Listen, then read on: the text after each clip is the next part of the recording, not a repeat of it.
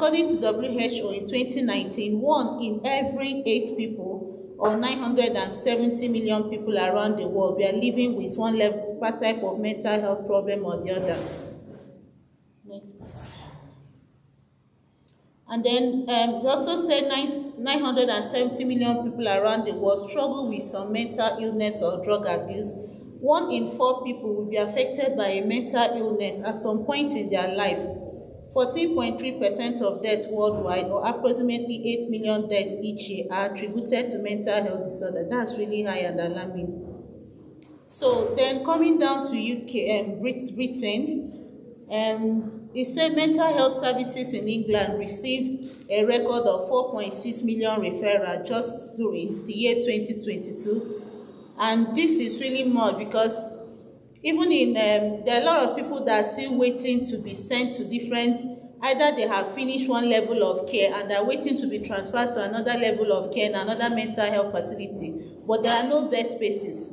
So mental health, actually, the services here is so overwhelmed that there are a lot of people waiting to get into the service, but because there are no bed spaces, they are just hanging. That's how much it's becoming. And the NHS England states that 1 in 4 adults and 1 in 10 children experience mental health illnesses.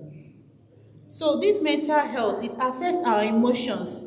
Our emotions like laughing when you are happy, when you're down, when you're feeling sad. It can also affect your psychology, how you think. It can also affect your social well-being, how you relate with people. So it affects many and vast aspects of our life. And then it also affects on how we cope with life. So it's important that every stage of life, childhood, adolescent, and through adulthood, your mental health is very, very important. And then why do we have to become mentally healthy? Because when we are mentally healthy, we can also be physically healthy. Because sometimes when people have mental issues, their physical health deteriorates because they are not in their right senses to take care of their physical health. And then it also helps to cope with stresses of life. When you are mentally stable, you can be able to cope with whatever problem you are facing. And then to help you to have a good relationship at work, at school, in anywhere you find yourself in the community. It will make you make a meaningful contribution to our right senses, can make wealth, can make contributions meaningfully in the community. And it will help you to work productively, it will help you realize your full potential, make you not to get to that height you want to get to. Next, please. And then there are some signs of mental illness. I'm not just covering everything because it's so vast, so I just pick few things, because mental health is a very vast field. So some signs of mental health issues, like feeling anxious or worried.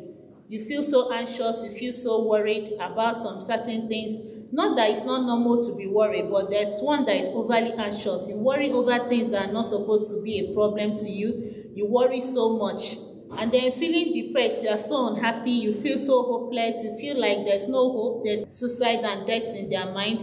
And then emotional outbursts. You see some people suddenly they are crying without any cause, they're just crying. What's the matter? They don't even them don't know why they're crying. And then the next, you see some other people that are just laughing excessively. What's funny? There's really nothing funny. And then some people, like someone whom you know used to be a very sociable person, suddenly becomes so withdrawn and quiet. There's something definitely wrong. Person is not naturally known to be an introvert, and suddenly the person doesn't talk, doesn't socialize with people. There's definitely something wrong. And there's some people feeling guilty or worthless, guilty over something you did not do, but you are just so guilty and you're killing yourself with guilt. And then or feeling worthless, like you don't want anything in life, there's no need to live, you are so worthless, you can't contribute anything. And then substance abuse also, it can be either way, because substance abuse can lead to mental health, and when sign of mental health can also be substance abuse, because some people, when they in a way to overcome some kinds of thoughts that come into their head, they just go and take substances, maybe alcohol or drugs, so that they can block those thoughts out of their mind, which can only be blocked temporarily, but they will still come back. So changes in behavior or feelings as well. When there are some times that a headache, you're feeling headache, you have to go to the hospital, but some mental health cases, you won't even know there's something wrong with you, And then when people are telling you, in fact, to you, it looks like they are the ones who are mad, not even you, because you feel there's nothing wrong with you, because you lack insight. You don't even know, because you don't know, you've not known that your behavior has changed. You don't know that everything about you has changed. It's only people around you that can really know that there's something definitely wrong.